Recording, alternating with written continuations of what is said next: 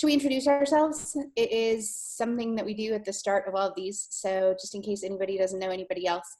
I'm Heather. I'm the awards director. I'm from the University of Oklahoma. And I'm coming at you live today from my brother's house in Edmond, Oklahoma. So there we go. Charlie?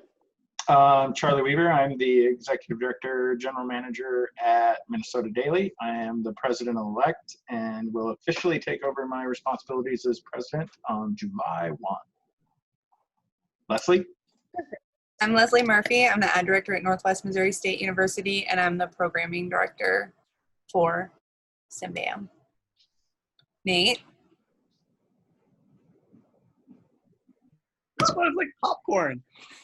I am Nate Laverson. I'm at Utah State University. I'm currently the Secretary Treasurer of CMBAM and will become President-elect on Wednesday. Melissa? Oh, wait, Kathy's here. Kathy. Hey, thanks, Nate. Kathy Szynski, General Manager, Office of Student Publications at University of Michigan. I am the outgoing communications director. Alan. Hey everyone, Alan Vaughn. I'm the general manager of the Daily Nebraskan in Lincoln, Nebraska, and sweating over what our office is going to look like when it's time to do that. Who do I tag someone? Is that how this works? Yes. Okay, on my screen, Kelly is right below me. So Kelly, you're in. Hello, everyone. I'm Kelly Murgis. I'm interim director at student media at UNC Charlotte. Tag someone, Kelly. Oh my goodness. Sorry about that. I'm quick to mute. I've got small children. Sandy. Aloha, everyone. I'm Sandy Matsui from the University of Hawaii, Director of Student Media. Good to see everyone. And I will tag, let's see, who hasn't been tagged? Kelly, have you been tagged? Yeah, I gave it to you, Sandy. Sorry, that's what happens when you don't have your glasses on. Hey, Melissa, how about you? Am I just not paying attention? No, you're doing great.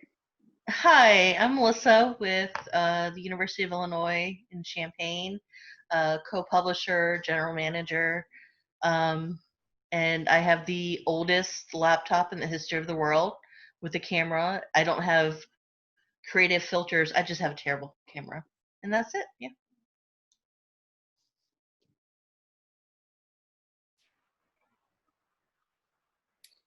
Joanne? All right, I'm Joanne Shiosaki with student media director for Gonzaga University, and it is a wonderful 85 degrees in Spokane, Washington today, and I will give it to Sarah. Hey, I'm Sarah Scarborough, Director of Student Media at the University of South Carolina, and I will give it to James. Hi everyone, I'm James Wilson. I am the Sales and Marketing Advisor here at the University of Michigan, Michigan Daily and other publications. The Enzian, which is our yearbook, Shea Magazine, which is our fashion magazine, and The Gargoyle, which is like a humor magazine. All right, Patrick. Pat DiDomenico, Advertising Director for the University of South Carolina. Sherry, you're it. I'm Sherry West. I am the operations coordinator for Western Kentucky University. Melissa. Melissa just went, we are down to Andrea. Hello, Andrea Watson, Sales, Marketing, and Design Manager for the Daily Toreador Media at Texas Tech University. Okay, I'm looking, I think Austin is the only person who hasn't gone yet. If I'm wrong, please forgive me. Hey, my name is Austin Roundy. I'm a content creator with Utah State University Student Media. Nate. All right, So today we're here to talk about awards. I've gotten a couple emails. I know lots of people have thoughts on awards. I'm trying to decide the best place to start. And I think maybe the first thing that people have said, I think the most, is that there's too many awards. So do we want to start there with what currently exists and then talk about how we would like to change it and then move toward like more specific changes? I actually was just thinking about this today. Saw your email.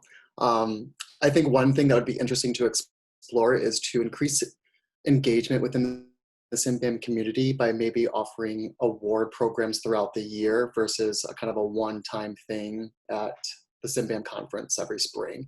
So I'd be interested in maybe seeing like a monthly award, or I mean, how could we take some of the awards and maybe spread them out throughout the year to increase engagement and just keep top of mind throughout the year? Anyone else thoughts there? I think that's a really good idea, and we kind of sort of broached that subject today on our board conference call. So like maybe even like having quarterly different competitions or things like that, so that our membership is seeing some of the most up-to-date work, and the overall kind of lift or participation threshold is a lot lower because you're not having to prepare pages and pages of award entries for specific types of entries.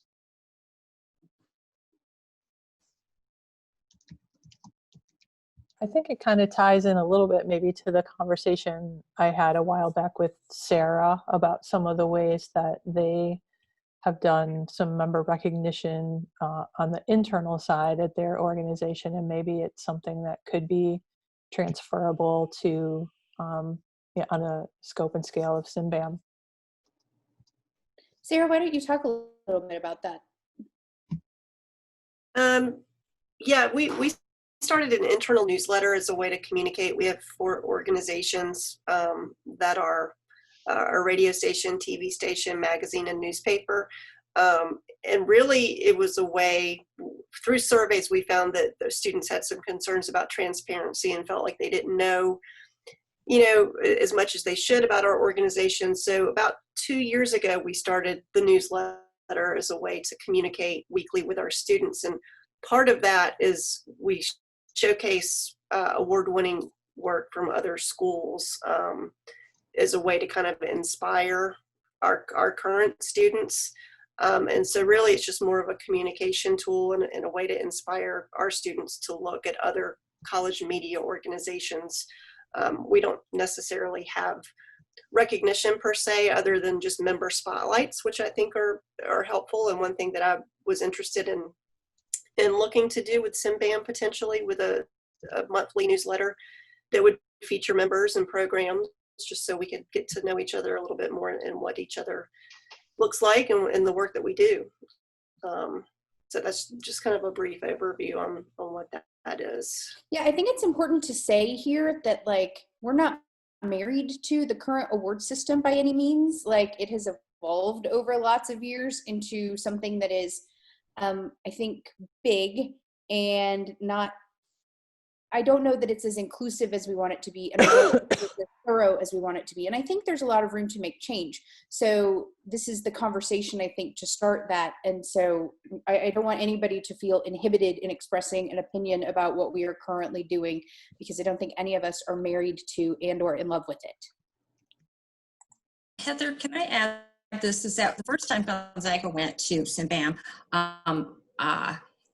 we didn't submit anything for awards, and we certainly, like at the awards banquet, felt like, wow, like this, we need to do something, right?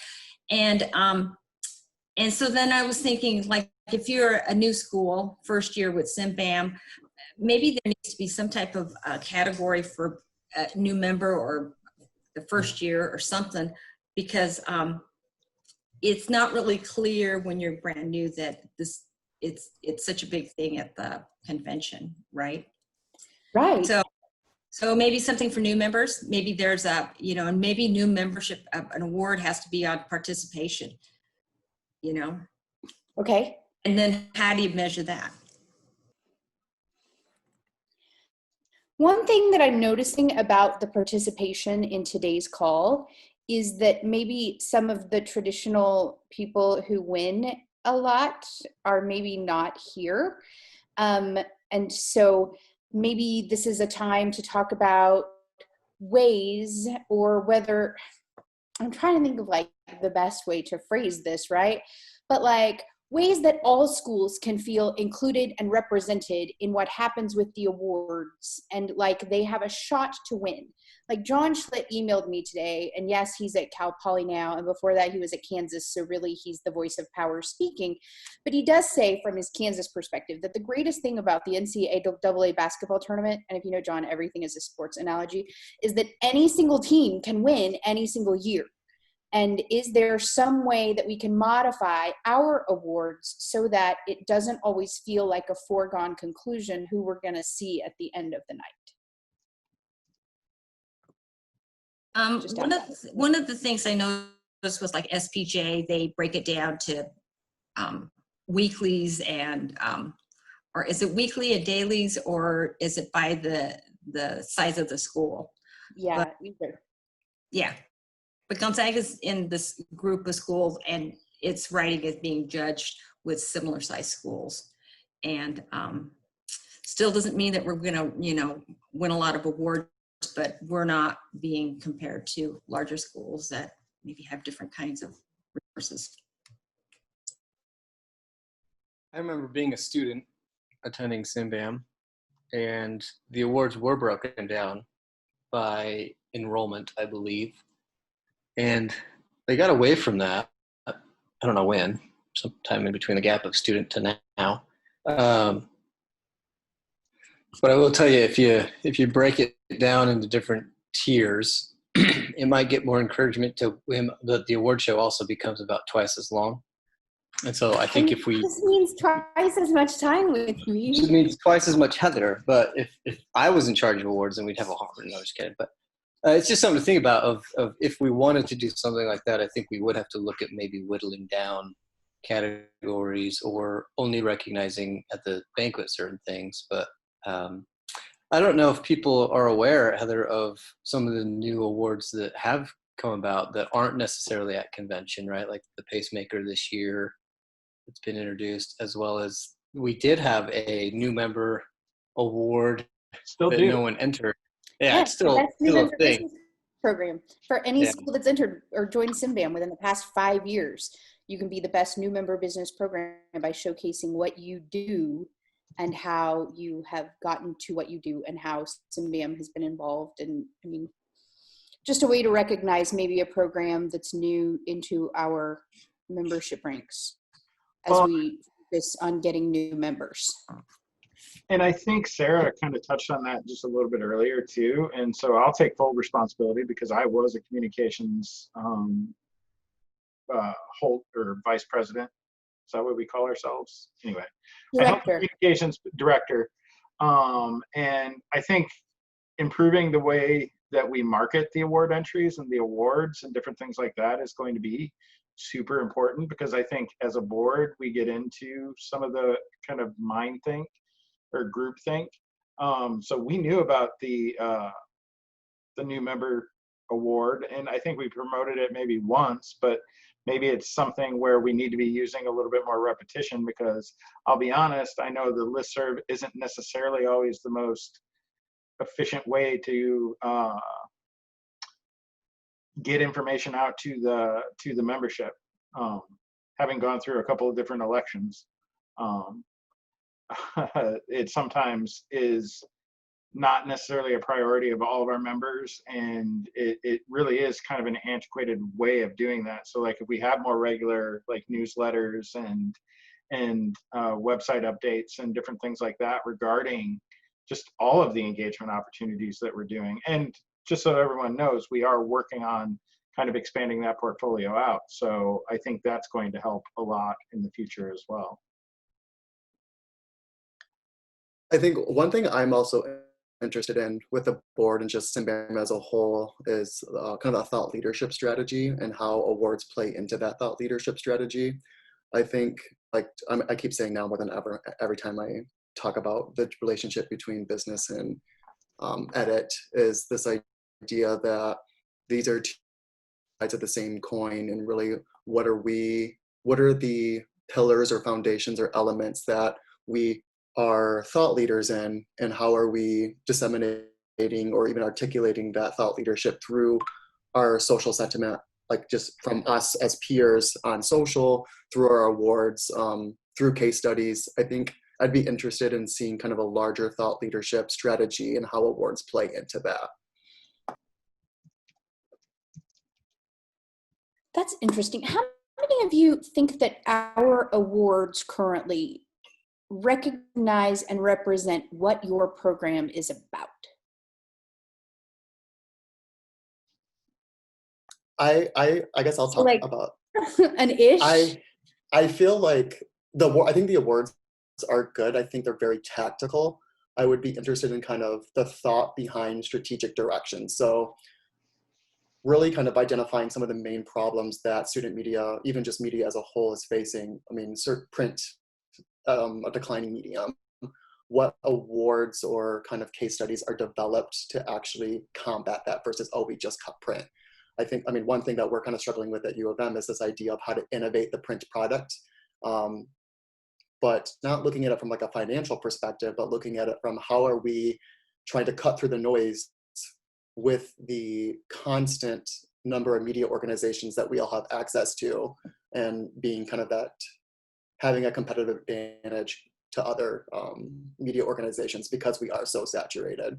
And I know that that does tie into kind of the edit strategy, but I think it's our role as business leaders to help edit think about their competitive advantage when it comes to media, because if you don't innovate, you're just going to either get one sucked up like all these national media organizations are doing, or just cease to exist. So I think I'd just be interested in versus the strategic thought on elevating a media organization versus kind of just the tactical pieces, like a full page ad, a half page ad, etc.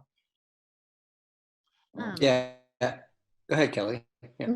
Yeah, I mean, like, there's so many categories that we can't enter in because, you know, we can't do ancillary operations because student affairs has a marketing department. I mean, there's no way for us to get around that. We can't offer mobile DJ services because our license doesn't allow. You know, student affairs really got us good. They you know, being part of that department. Now, I should be very grateful and feel very happy that we're not under the comm department, because we would be in a worse place. So again, a lot of it doesn't represent where we're at. You know, it's kind of exhausting.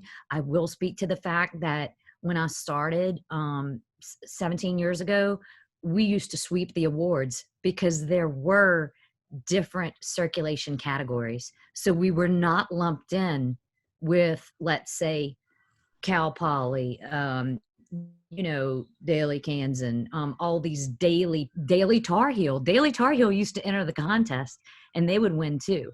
But we couldn't be lumped in with them because they were $1 million papers with heavy circulation and we were not. So I don't know, the design and the staff awards used to be presented at lunchtime at a different time during the conference. And that was back in the day when Refuel actually gave cash prizes, because our students would come home with a huge check that we'd have to like check in separately on the airplane, the foam core check.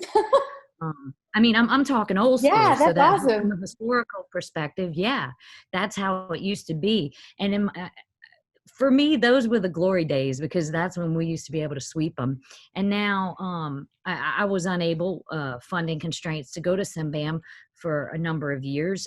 So we just had our 2 or 3 shipped to us.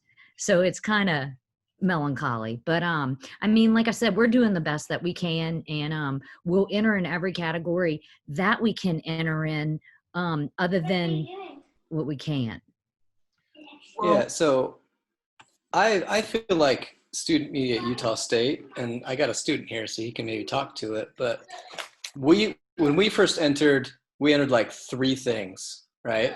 And we won one. We got like a second place for best special section, and like we just got all this juice. And so we've kind of patterned because of the advice of CMBAM and the growth and the learning that we've done. But the awards have definitely motivated my students to like do these other things that other groups were finding success at, and now we found success at.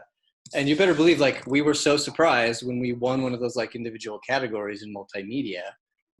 But now we have this like level amongst ourselves where like we will not let anyone else beat us from now on, right? It's like challenge just thrown down. But it's definitely motivated our group to do more things, to be better. But the biggest thing it's motivated them to do is to keep track of what they're doing for themselves, like portfolio wise and as a program, so we can talk about it with others, student affairs when we need funding or different types of things. So the awards have definitely fulfilled the purpose for us, at least, of motivating us and what we should be doing. And if we can't do it, we just say, we can't do that. And we just try for the other things. So I don't know if splitting by size, right? Because I always kind of felt like we were a small dog compared to these other ones. But I mean, when we started winning, we felt good about it. And it felt even better, I think, than like sweeping a lower category or something like that. Anyway. Well, and that really does bring up the question, like 10, 15 years ago, we were a lot more homogenized in regard to the way that our organizations ran, the way that we staffed our organizations.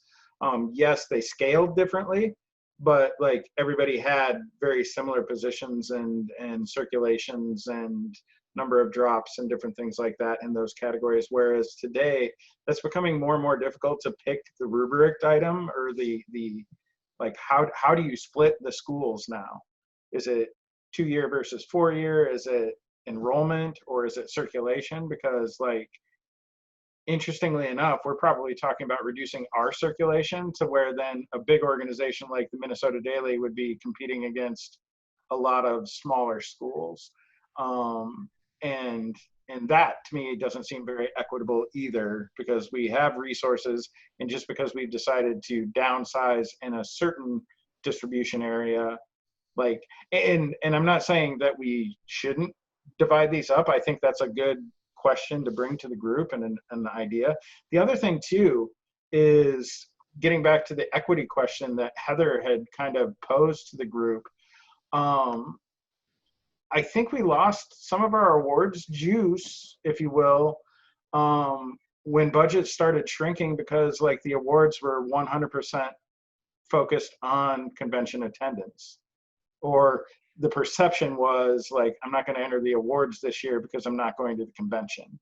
And so is there a different way, and this kind of goes to what James was talking about a little bit earlier, having different opportunities throughout the year to highlight your best work and whatnot? Or is it the type of thing where, and I'm just spitballing here, nobody throw tomatoes at the screen or anything, but like, do we actually have the award ceremony at a convention anymore, or do we do it completely online so that our entire membership can participate and experience the event in real time together?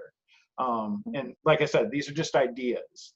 Because yeah, Charlie, I was gonna say something similar to that. I mean, I think, with the whole COVID thing, I'm not sure, what other schools did, but like, when CM Life did their end of semester, what would be their end of semester awards, paper plate awards, their student kind of banquet or whatever, they, Kathy was like, said to Tammy and me, she's like, oh, I have to leave the conversation. I have to go get dressed up because we've got our awards thing tonight on Zoom, and the university president is even joining us for our awards. So, I mean, I think we've all learned how to, exist in this virtual world. And, we're going to figure out at U of M how to do our need-based scholarship and merit award ceremony that we had planned for fall live. We're going to have to do it in a virtual environment. And, whether it's totally virtual or we do have a in-person convention in the future, and we live stream the rest of the people to to join us via virtually. That could certainly be something to look at. I just think with the other comment I had about the school size, because I see plaques around our office with like, campuses with 30,000 students or greater, or however it was, the categories were broken up. Right now we're at 81 active CMBAM members. So it's like, how far do we want to slice and dice the pie too when we look at awards? If we're getting into, some of the other organizations that have multiple hundreds of members, then you start splitting things up by 2-year schools, 4-year schools, etc. So, again, just words. I keep going back to what James was saying, and I'm wondering if we almost take kind of a NASCAR approach. Sorry, I don't want to offend anybody, but like where there is a point system throughout the entire year for the media company of the year. Like it would be, instead of everybody doing a big heavy lift, getting ready for the spring convention awards type thing, like we total everybody up through the year. And is that an issue too? Like, should we be just giving out general awards and whatnot, and taking a little bit of the focus off of like the top 3 schools, or like what are your thoughts on that?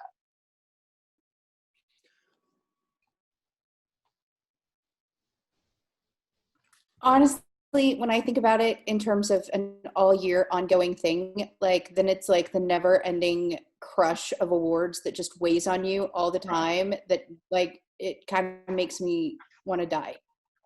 I don't think I could spend all year entering awards and awards and awards and awards and awards. But that's me. And I think that's valid. What if we split the 4 categories up into quarters?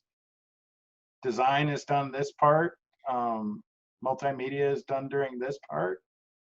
And that's if we keep those divisions. Right. Do we even like those divisions? Right. I was just about to point out that 3 members said they don't represent their work. So as we all evolve, what would represent,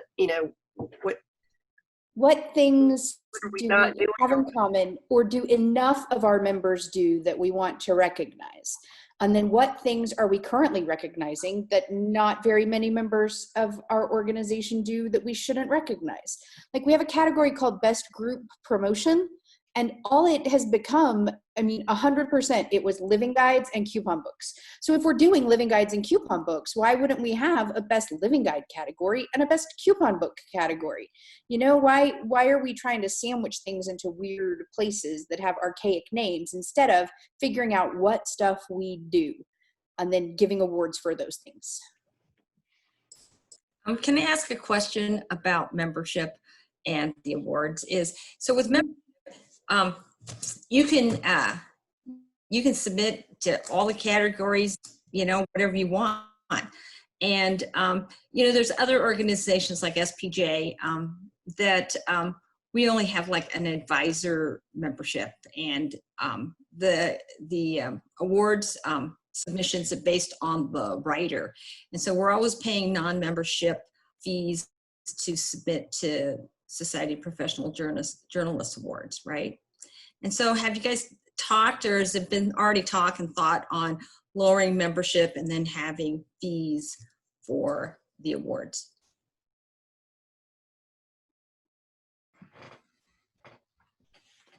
Charlie?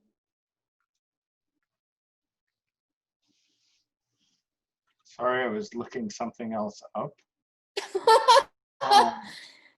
Because I was going to the American Advertising Awards, so the Addies, to see what their current categories and stuff are. So what was the question again about? Have we thought about lowering membership fees and then charging instead an additional fee to enter awards? And then having for the awards, you have a member fee and a non-member, kind of like how SPJ, Society of Professional Journalists, does it. Yeah, and we could incentivize. Yeah,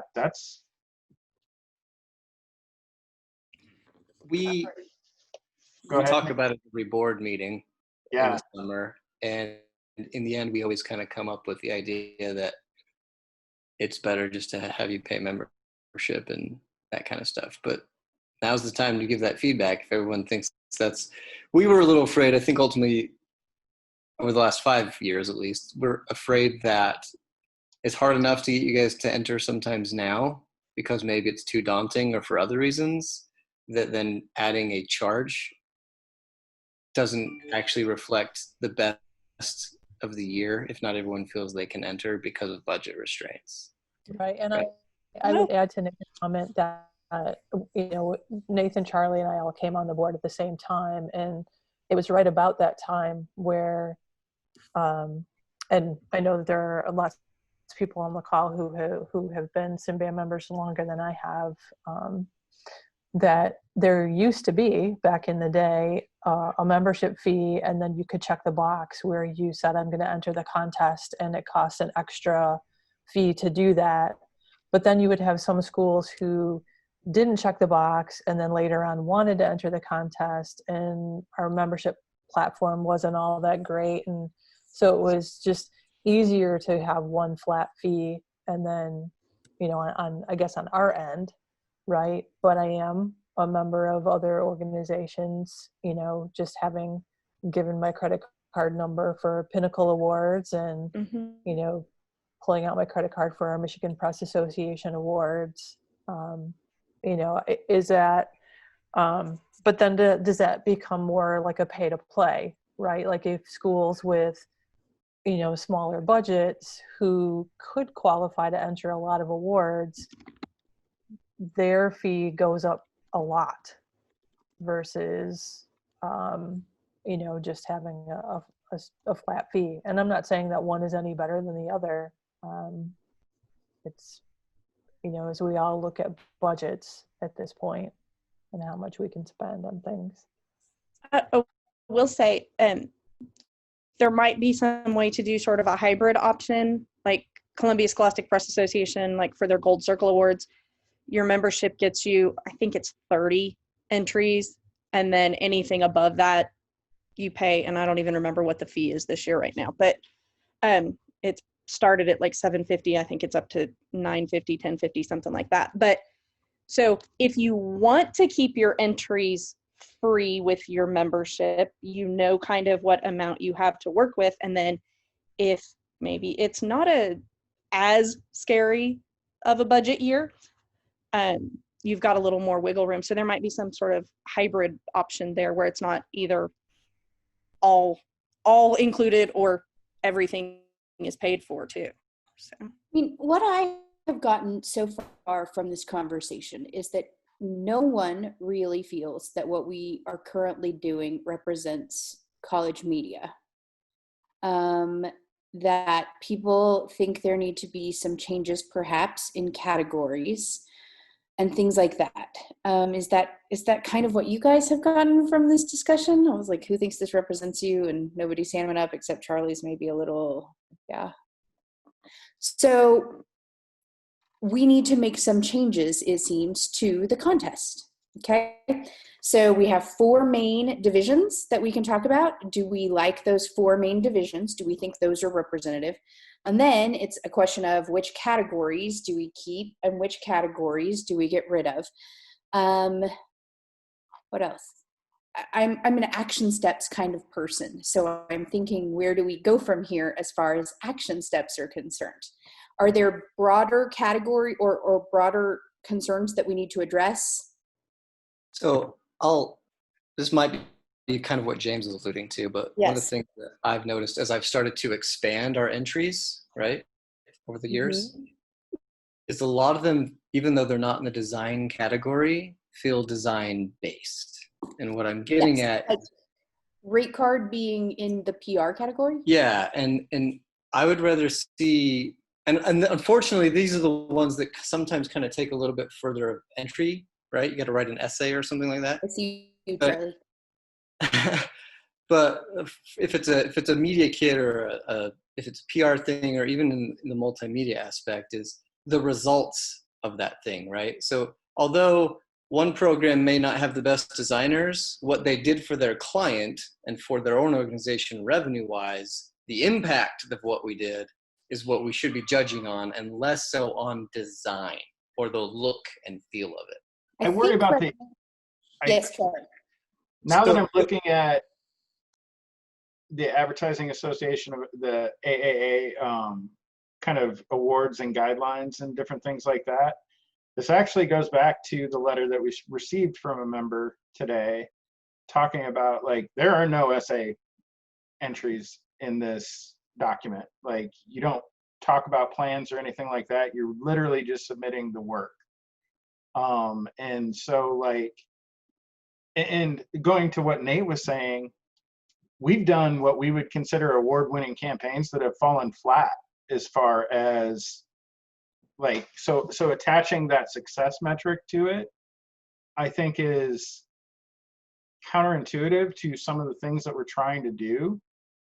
And I guess the best reflection of that is looking at the participation in our sales category over the last 5 years. It is tanked because nobody wants to talk about their sales. Nobody. Because so many of them require success. Right. Absolutely. And it's not for the lack of trying. It's No, not. what I'm trying to envision is next year, like if you have to have an increase. Like, nobody's gonna. I mean, maybe the rate card, because I believe the rate card is part of the sales category. But other than It that, is not. It is marketing and PR. Oh, okay. Then yeah. And so, like, I guess the more I think about it, and I'm sorry, I'm speaking kind of in code because we've received and talked specifically today at our board meeting about the awards.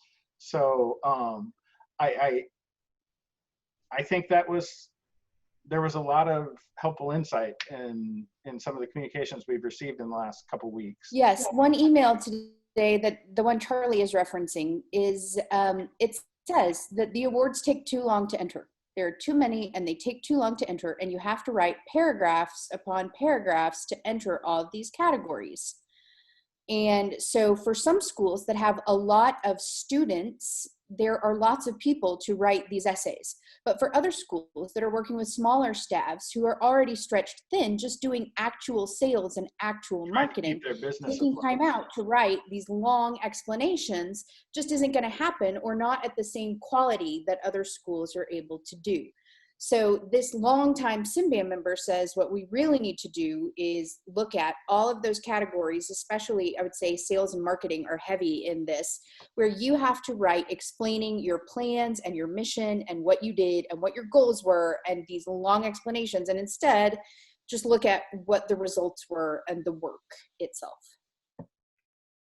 And I think the other part of our board conversation today, and just, I guess, getting feedback by show of hands on the professional staff, how many of you are the ones submitting the entries for your media organization? No, mine. Yeah, my hand is out of the picture. Sorry. Yeah, it was like okay. I do. No, I don't. So, I mean, that's another thing that, that we've been talking about too, right? Is how do you get your students more involved? How do you encourage them? I've seen in the chat that, a lot of us like to share samples with our students, or, Charlie or somebody from the board has gotten, requests basically 5 minutes after the awards entry or the award ceremony ends, like, could you please post the award results? Could you post the work so we can start showing that to our students? And those are all great resources. I know that's where I've gotten a couple of really substantial revenue generating ideas that we continue to use. And I think that's the beneficial part for me. But, getting the students to think about it, it's like on the editorial side, okay, pinnacles are due tomorrow or pacemakers are due tomorrow, and they don't have folders to go back to look at their best work and then narrow it down. And as much as we can encourage them, I think to do that through the year would be helpful to all of us who are still submitting on behalf of our students. That's the one thing I've heard from schools that win consistently is that they have tracked through the year the things that they've done remarkably well, so that when it comes time to win or to enter awards, they have those right there and flagged. I am certainly not in that category. We are a by the last possible second kind of organization, but ideally in my dreams, we would have a folder that we kept like our good work in on days other than like February 12th at 11:59 p.m.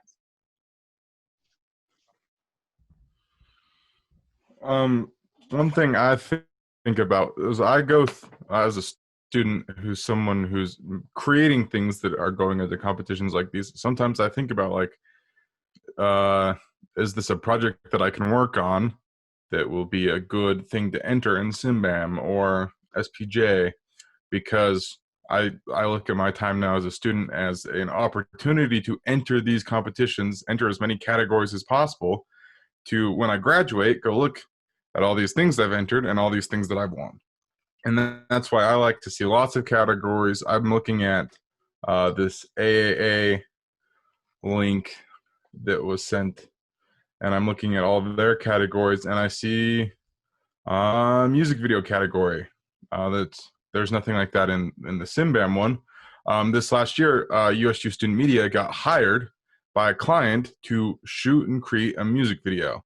We were paid to do it. It's business is what it is, and I think categories like that in CMBAM would be a great thing for great opportunity for student creators to be like, here's my work. This is something we got paid to do. Things like that. I like to see more categories of more possible, and like we were saying before, that one category that's basically coupon books, that we make a coupon book category instead of trying to find weird categories to enter all these things into. Right. And like maybe we're not specific to music video because maybe not very many people make music videos, but maybe we have like best long form 10 minutes or longer video project, best short form 10 minutes or shorter video project, and then whatever it is you made, you can enter and compete in that time frame slot. So if you made the Beyonce homecoming video, there's a place for you to enter it. I love Beyonce. Like I really do, looking at this PDF, and I'm surprised. I apologize that I've never thought to look at other professional organizations' awards rubrics. I really like what they've got going on here. And if you scroll down into the descriptions of everything, like all categories are pretty simple and one or two sentence descriptions on what needs to be submitted. And now, granted, their submission guidelines are a lot more strict than ours. Like after they submit all of the digital versions of this, they have to mail all the physical stuff in to the judges. We've kind of removed that benchmark or hurdle for our membership because, quite honestly, it works better with an honor system type thing anyway. Like that's just a lot of added expense and stress to our member organizations when it comes to that type of thing. But like I do like the fact that they've got 8 categories, and looking at their last category too is something that we haven't really talked about or really highlighted: public service. Like that's kind of a cool thing that's becoming more and more relevant within our industry and different things. So the categories that they have listed are sales and marketing, print advertising, out of home and ambient media, online interactive, film, video, and sound, cross-platform elements of advertising, which I'm guessing is more of the design type stuff, and then public service. And then they have subcategories that are kind of distributed across those 8 categories. So I don't think we're actually, like, if I haven't had time to really look through this because I just sourced it, but I don't know if there's really, yes, there's a little bit more granular breakdown of it, but I think that's better and helps increase kind of the equity and inclusion of it, because like the way that we've currently set up our awards stratification is it does more lean into the way that people have been doing work forever. And it does, in my opinion, kind of favor, and I'm lumping my own organization into it, groups Like that some have student, yeah. that have been successful in this competition. Whereas I think if we have more stratified categories and subcategories, it really levels the playing field, because like I'm not going to be able to compete in a lot of sound categories currently, which then gives other schools that have decided to focus on that. Like there are other newspapers, or excuse me, organizations too, that have done away with their print products. So that just removes them from all of the print stuff, and just automatically from the get-go hamstrings them in regard to like an overall competition. Like if you're really shooting for that media company of the year, like I worry that we're just kind of like painting a few organizations into a corner, and then the rest of the membership has to just kind of watch those organizations win and win and win and win. Mm-hmm. Other things I was thinking as I have been mulling over this for the past week or so, there are a lot of things that we all do that we don't recognize specifically, you know, like a recruitment campaign for ourselves, for people to work with us. Like we all have to, in some way, publicize to get people to work with us. Like we don't have an award for that. We have a self-promotion, but maybe we divide that into get people to pay attention to our media, get people to work here. You know, and just really start thinking about the things that we all have in common and try to find some more ways to recognize those, because we're doing that work. I completely agree. I will say though, you know, I got to take it back to the extra long checklist that we had to do for the other categories, along with the essay, along with the letters of recommendation. I mean, I've had an easier time applying for scholarships. Right.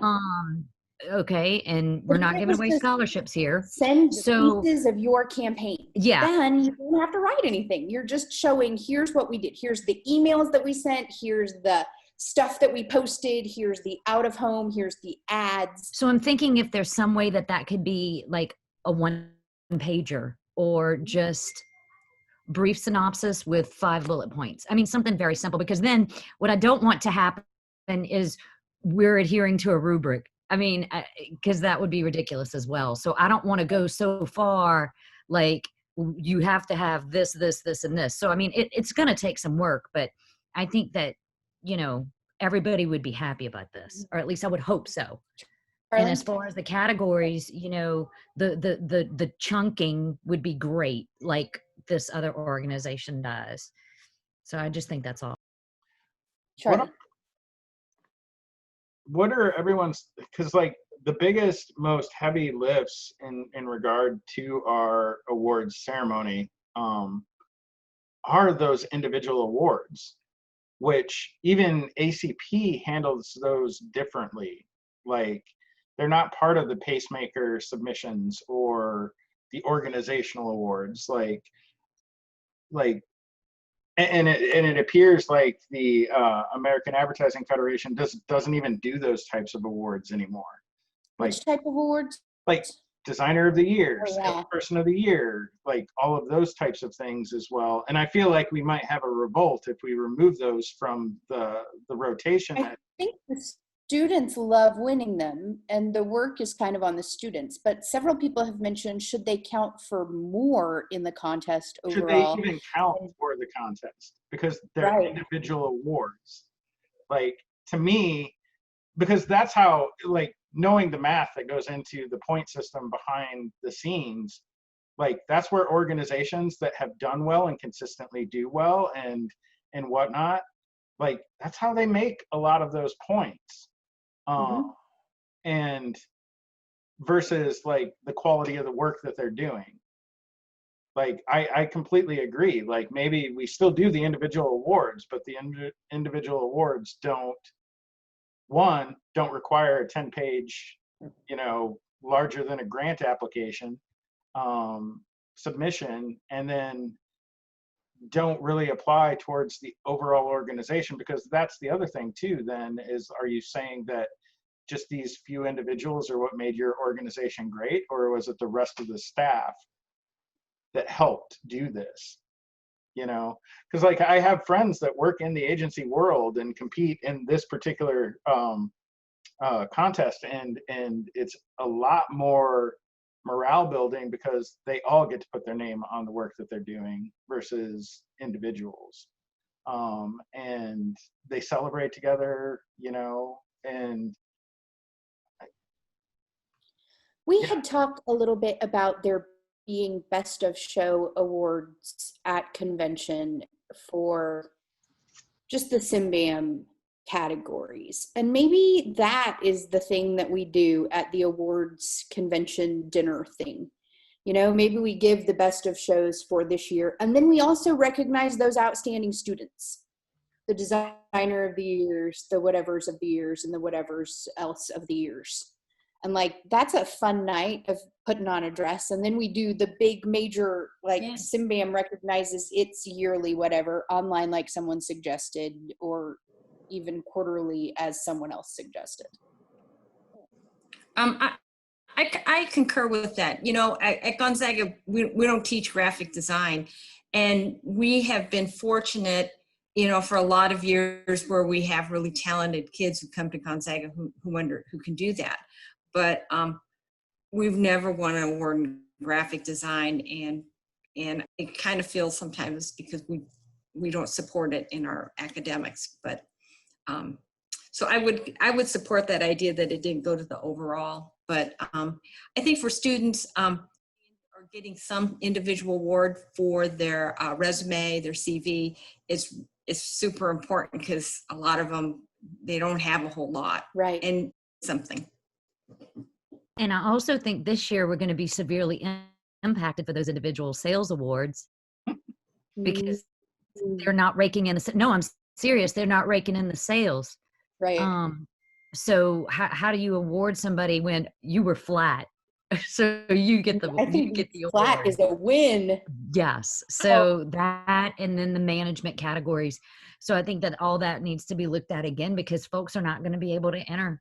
Well, when you add to that, Kelly, the you know, the announcement, I mean, back a while ago, right, about the California publics not even having school this fall.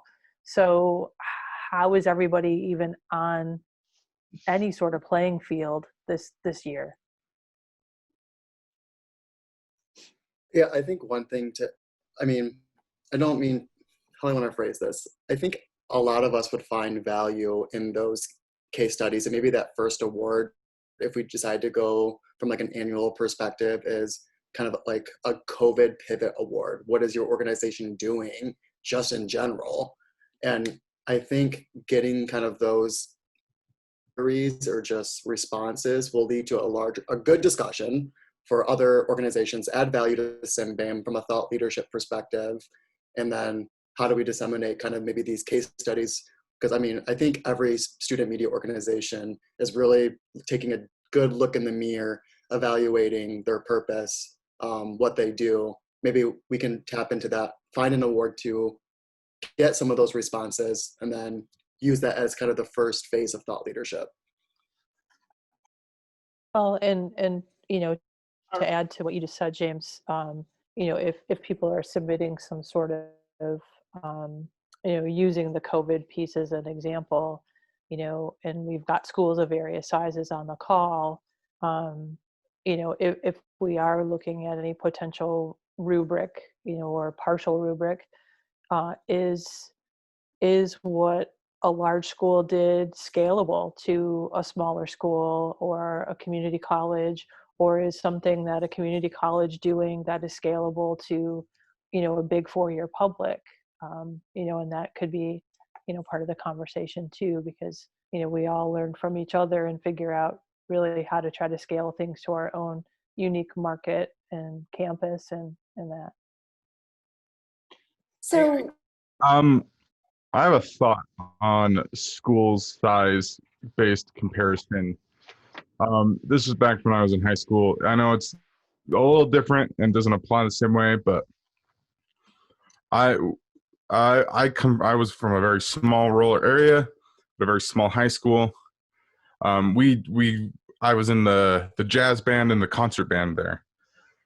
We competed at a national competition every year, but we would show up and they would have these national competitions split by school size, and we'd show up and we took first place every year, but that's because we were the only band in our school size competing. And so it was not a very fair representation because we had zero competition. And so, but again, especially with bands like this, if we were to compete against a much larger school, we wouldn't stand a chance. I think to tie to that too, if you look at some of these entries in some of these categories, they consistently have 2 or 3 entries, and is that fair? And that's to your point, Austin. So are those the categories that have a critical eye? If you only have the same 2 or 3 schools entering, Yeah. And another thing on that is though, 2 years ago, I think, or maybe 1 year ago, we entered the categories best social media promotion, best video ad, and I think we took third in one and first in another with projects we did on personal cameras and with personal equipment and no funding. And so, and we won against all these other schools. Yep. And so there is a thing that you can compete if you really want to. And one of the questions too that I would like to pose to the group is, what is the purpose of our CMBAM awards? Because are they primarily supposed to be educational for the rest of the membership?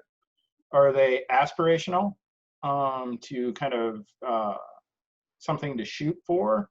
Or are they just primarily based on recognition / morale for our organizations? Because I guess the question I ask is, if we wait for them, or if we're using them in an educational capacity, I think the timing of them is completely wrong. By the time that we're giving out awards, nobody's going to learn anything from the awards from that year because we've been through that year. And so I appreciate what everyone's saying about I do think awards can inform some of the strategies that student media organizations take on as they see some of the work that's being done by their peers and whatnot. But I wonder if we're kind of conflating the educational aspect of our awards and what CMBAM should just be doing properly every week. Let's talk about COVID now instead of waiting until the spring when we've almost been a year into the whole thing to find good answers and different things like that. And that's just one specific thing that popped out to me. So I think as we're planning some of these categories and stuff, we have to be very cognizant of the fact that if we want the category to be kind of educational, maybe that's something we should then think about. Just does that actually need to be a category, or should it be a topic of conversation that the organization is engaging in right now? Okay, so I have thoughts, because we need to shift this discussion a little bit to general member recognition. So here's what I'm proposing as far as the awards and where we go, because it seems like we need to make some pretty wholesale changes and do an awful lot of thinking. So this is my push, okay? I need an awards committee made up of people from schools of all sizes who want to help us get this right. If that is you, I need you to join the committee. My proposal of action steps is this. We are going to deal in the next 4 weeks, starting, I guess, a week-ish from now, with each division in a different week, okay? We'll send out an email to members. We'll say, which of these categories in this division do you like? Which of them do you hate? Then we will all get together as a committee and we'll sort of revise the categories in that division, kicking out the stuff that we don't need anymore, replacing it, or maybe not replacing it, depending on what we think. Okay, so we'll do each of the 4 divisions in successive weeks. We'll look at the categories we have left and we'll sort of try to shift them into some semblance of a contest that we can then deal with moving forward. We will also have to, of course, communicate with the board and talk about the timing of the contest and then any more wholesale changes that we want to make. So what I'm asking you for is in July, I need an awards committee willing to do some work. Yes, Charlie. Oh no, I was just high-fiving Nate. Yeah, and with the message that I sent out yesterday with the link to the form for the committees, I did try to make that line bold where it doesn't necessarily just have to be professional staff. So Austin, as you're on the call, advisors, please share that form with students you know are coming back and are experienced and could lend themselves to any one of those committees that we're looking for feedback and representation on. I know Jacob isn't on this call, but Jacob, the student director, obviously is looking for to form his own advisory board. But if there are other students on, these other committees too, that would be very helpful. Because like everyone here has a different opinion on how we fix this. And unless we hear from a whole bunch of different voices, then you're going to get a contest that indicates what the University of Oklahoma thinks it's going to be great at. Which is everything, right? I mean, clearly, yes, absolutely. And it's going to be a glitter covered application as well. So yeah, we can do this. I just, Heather, you just got a new person joining your committee through the form. Awesome. Hey, Joanne. So yeah, we're going to do a lot of work in July and hopefully make some real serious change that people will be excited about. And you know what? If it doesn't work, then next summer there will be a new awards director who can do this whole thing over again. And it will just be an ongoing process, man. But yeah, let's see what we can come up with for this year for sure. And we may not be able to make all of the changes that are needed, but I promise you that I'm willing to work to make as many of them as we can feasibly accomplish happen. Well, So, and I think we've got an opportunity with the fact that, like I was talking to the board earlier today, one of the opportunities that the pandemic is offering us is I do think we will be able to get more people to participate in the wards because we're not going to have an in-person convention. And if we can do our work on the front end here where we make the process easier, more equitable, and accessible, that only benefits the entire membership in the long run. So.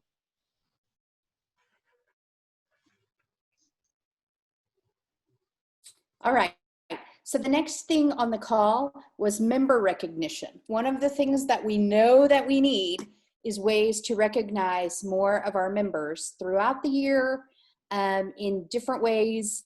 We sort of, Charlie, can you link everyone to like CMA and what CMA does to recognize its people? Yep. We don't know if we want to model it there or what, but we know we need some more member recognitions. Like right now, there's the Joanne Dowdy Award, and that's pretty much it. Several years ago, CMBAM did have an advisor award, but it was several years ago, and I don't know why, but it was only awarded one time, and then it went away and never came back. Yep. I mean, we can do better than that. Yeah, and quite honestly, like CMA has 2 business awards for advisors, so they never give them, and they never give it away. So like, I got it last year. Oh, did you? I did. Nice. I went to DC. Yeah, I got it last year. My supervisor. It was not a difficult application either. So let's just rip their stuff off. Let's ask them, rip it off, and just cite it. That's my point. Is like I think we can, like part of the reason too is we've been very student focused, as we should be because we are student media. But I mean, I do think that a lot of the advisors that put in a lot of time, effort, and hard work, unless they're ready to retire from our organization, never get any recognition. And then we just kind of boot them out the door with a clock and a pat on the back and a ceremonial membership. Well, I would say, I mean, the board, when we were in Minneapolis last summer and we looked at some of the CMA awards, and my school is a CMA member too, but I think for some of the awards for advisors, I noticed earlier in the chat, Andrea posted that, you know, she doesn't want this to turn into like everyone gets a participation trophy, right? And that's certainly not watering down the award that you got, Kelly, because I think that one is a really important award. But when you get to the like, and I will date myself now because I'm old enough to have gone to school in the time where you did group projects and one person volunteered to type the paper, right? And so, you know, giving out the award to the person who typed the paper, or giving out an award for this or an award for that, you know, I mean, there's value in, you want to make sure that the awards are meaningful, I think, and not just come up with a bunch of awards that are just, you know, you're the winner of this week. Well, and then there are some other like ACP type of awards as well. Like we don't have an organizational honor roll or, you know, all-American status or anything like that for organizations that have competed or like offered or do critiques of their operation. I don't know. I think there's a lot of expansion and engagement that we can be doing on the recognition side. It doesn't necessarily have to be an award, but like one of the best things that I think we can do to continue to engage with our membership is, you know, like Sarah was talking about, you know, sending out regular updates of cool things that other organizations are doing, and those types of communications are going to be important moving forward and getting our membership back up above 100 members, you know. Mm-hmm. Let me ask Sarah something. Sarah, didn't you do the newsletter for Southern University newspapers, and didn't you have a member highlight or member spotlight every month? Yeah, that was a long time ago, but and that was bringing something back that somebody else started. So I think something like that would even be nice, because it doesn't necessarily have to be an award, but recognize somebody and who they are and put a name with a face and what they do. I think that's a big part of it, is putting names with faces, because this can feel like an impersonal organization, quite frankly. I think that would go a long way. I feel like I've made so many friends this summer on advisor happy hours. Like, I just feel like I've gotten to know so many more people than I had ever before. No, I would agree with you. But before that, it's, you know, kind of a listserv, and it's hard to know people. So I think there's a great opportunity with this platform.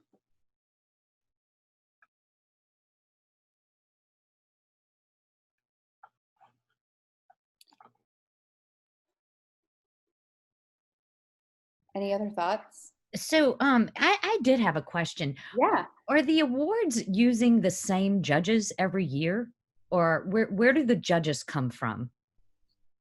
There is a panel of people who have helped us for a while, and we try not to give them the same category every year, but we sort of know the areas in which they like to work. So we typically ask those people because we know they're willing, and every year that shrinks just a little bit. And then we reach out this year to former students at all the universities. I asked advisors to send me their people who are now out in the world, as well as their superstar people that they know in the field. And so really it is just people who are suggested to me as experts in different fields who then volunteer to judge something. It is our hope that people only end up judging one category each, but occasionally we have somebody not complete their task, and then we have to have somebody else take it over. So I think this year we had 2 or 3 judges that did 2 categories each, but typically every year, 1 category, 1 judge, and it's preferably not the same category they did the year before. Okay. So yeah, if you know some people who would like to judge, send them this way. Awards committee, that's our task. Because that's what I'm thinking. Somebody mentioned the same people win over and over. Maybe if we had a fresh batch of judges, or judges that had never seen some of the previous years, it would be just, I guess, fresh. Yeah, but even when, even when I add in new judges, I mean, you can look and see who were like the first time judges this year in the categories they judged. We still saw a lot of the same winners that we see all the time. So I don't know.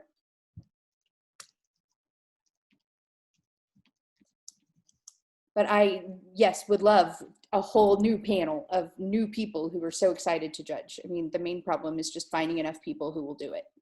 And that's no pay. I know a lot of it depends on our software that we use for judging, but what about more than one judge per category if we were able to get that many, right? Because then it's not just one person's opinion, but then right. But if you have 2 judges per category and they each come up with something totally different. Then you need 3 judges per category, and then I'm looking at 120 people. Totally doable. And Nate is the new awards coordinator. Well, and I mean, that's kind of the dirty little secret about awards is they are very subjective based on the individual that's judging them. And so, and I always like warn my students about that, because something that we think, especially like when we're showing all of the winners and stuff, like sometimes there's audible gasps at the award ceremonies because it's just like, what? And that's just, it's been harder and harder over the years because I've worked across now 2 or 3 different student media organizations and journalism organizations to get people to commit to the time investment it takes to judge those awards. So, oh my God. And so, yeah, I love getting as many new judges in as possible, but the reality of the matter is that sometimes we have to rely on the people that are willing to do it. Because I don't know if anybody is like, I think a few of us have judged, and it can be kind of overwhelming, especially if we have all of our other stuff going on. Because like we were talking about that a little bit earlier today, ACP used to send all of the award entries to the professional media organization in the city that the convention was going to be at. But that has since long kind of evaporated because of smaller newsrooms, people's capacity to do that type of thing. So they've really kind of gotten into a more kind of rotating group of specific people. And there's pros and cons for both of that too. If you have more specific people, theoretically they're applying the rubric a little bit more evenly, whereas if you're like popping the judges from one city to a different city, it becomes even more subjective at that point too. So I don't know. I don't know if there's a good fix for that. So I have a question. Sorry, I'm Klaus Van Zanten. I'm with USU Student Media. I'm with Nate. I'm actually on a shoot right now, but my question is, what do the rubrics actually look like? What is the criteria for a winner? Because I'm just going to. That is in the awards rules. If you go to that rules document, like further down, it says, here's what the judges will be looking at. And that's it? That's what the judges look at? That's it. So I mean, I'm going to speak quite frank and quite like bluntly, but I feel that sometimes there are videos that, or graphic design stuff that just isn't, technically speaking, well made. And I understand that awards are subjective, but there is, to a certain extent, like, no, they, if we're looking at video, like, yes, they followed the rule of thirds, or they know what white balance is, or they understand composition. And sometimes there's just videos that are just blatantly just flying by the seat of their pants, and they're not really using, industry standard stuff, and that's what I want to see is more of a, like, behind the scenes, the judges are being taught on how to look for those types of things, more than just, is it, does it talk to some, a certain demographic or an audience, but like, are they following, like, technically speaking, are they following those technical skills? That's something I've noticed the last 3 years that I've been doing CMBAM.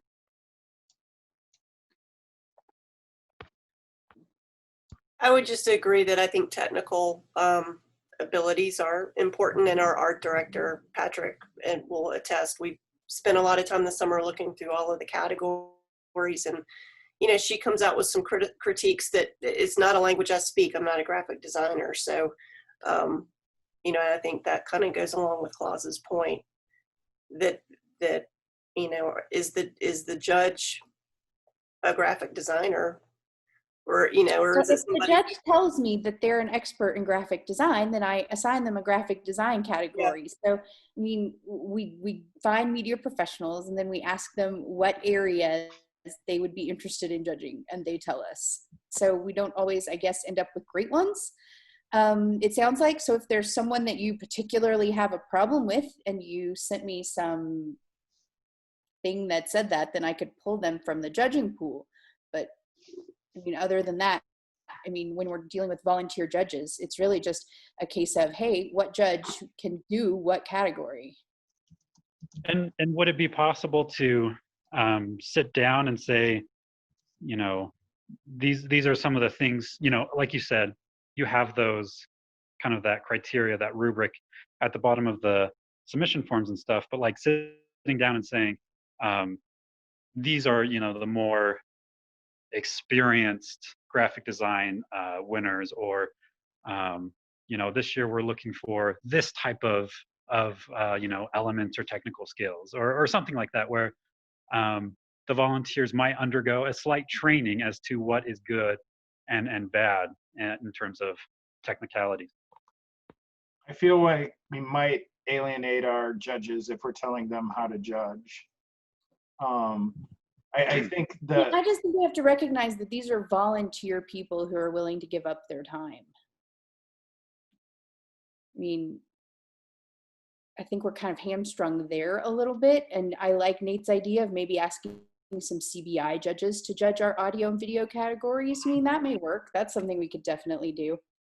But I'm not going to require a volunteer judge to sit through 30 minutes of me telling them what they need to know to judge, because they volunteered and they said they know whatever it is.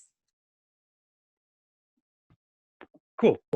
Yeah, no, this is me coming in blind. I mean, I came onto the meeting 10 minutes late or something. So, yeah, it was just from a student perspective, that was something that wondered and such.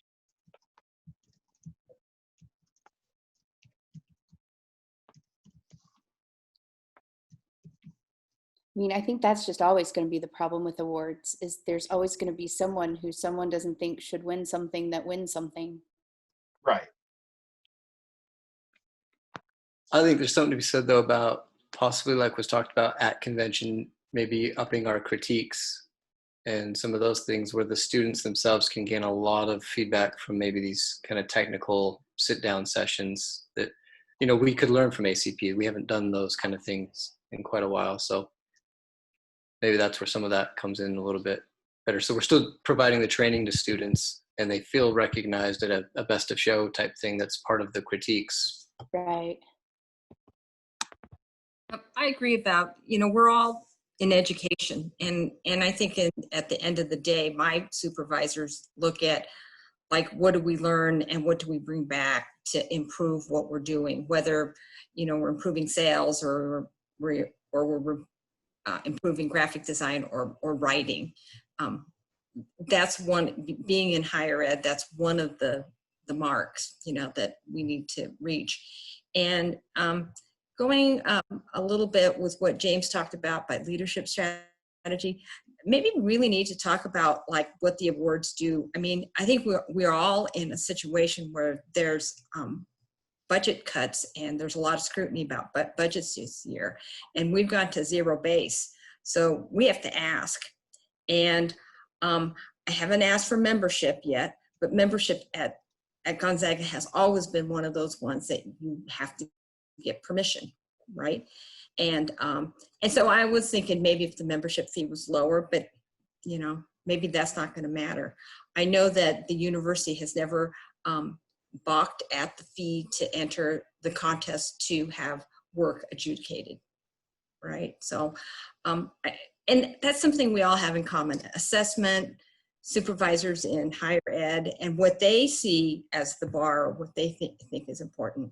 I noticed my colleagues go to NASPA and JASPA, And man, within student affairs, when they win an award, it's all over the place, right?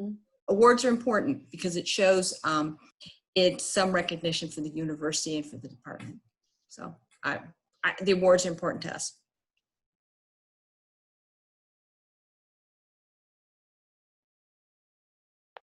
So let's get a committee and let's fix them. Heather, I love that you love action items because I'm a huge action item person. I have a book that literally says it's an action journal just for action items. I think, I mean, we have an action item to have, I mean, this is not awards related, but all of us bring in a +1 to the next happy hour, just to kind of expand this and just getting us to think about who are our current networks. Like Kathy and I know plenty of people at Michigan, just doing that reach out and maybe tasking all of us to kind of see if we can bring a +1 to the next CMBAM session. From our school, from a different school? Either or.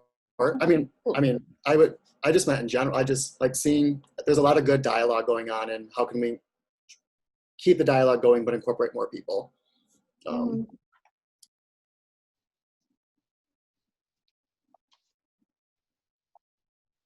love it.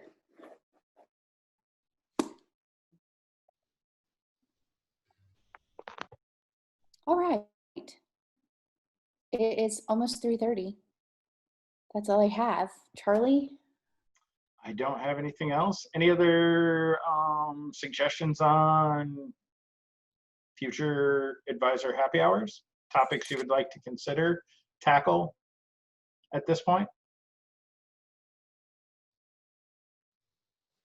Or just generally anything good for the order? The next one will be July 9th. Is our next time slot? No, 8th. You know. And we'll email you. And I also want to encourage everyone to sign up for Mega Workshop. We think some people are waiting till the next fiscal year starts, July 1, so go for that. The Ad Manager Workshop will be the second to last week in July, and then the Ad Reps will be the last week in July. I sent out a detailed schedule of the Ad Managers one, and the second week is coming as well, probably today. So you can see exactly what you'll be seeing throughout the day on those 4 days. So. And to clarify, registrations are organizational for the CMBAM tracks. There has been some confusion on the other listservs about that.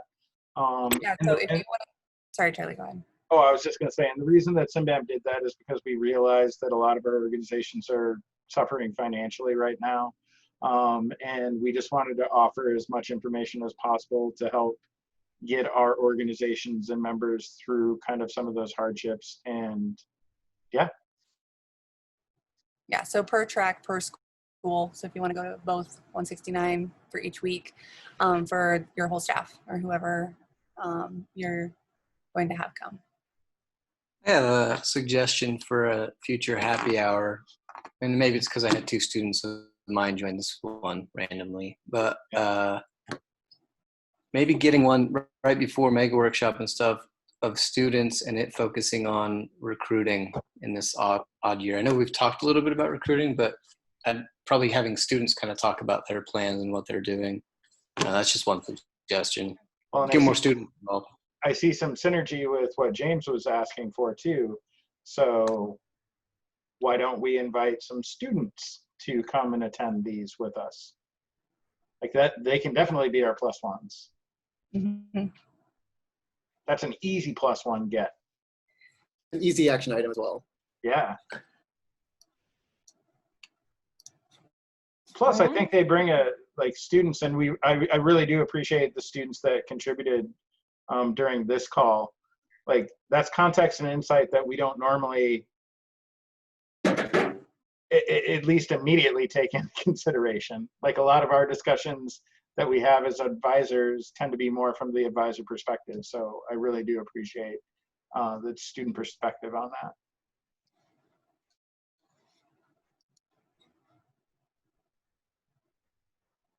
Okay. Well, Okay. if nothing else, you, I appreciate everyone Yes. for joining us, and we will see you next July Wednesday. 9th. Yeah, 9th or yeah, I think it's 9th. 9th is July the 8th. Thursday. 10th is a Friday. 8th. July 8th. All right. Cool. Bye. Thank you, Heather. Bye.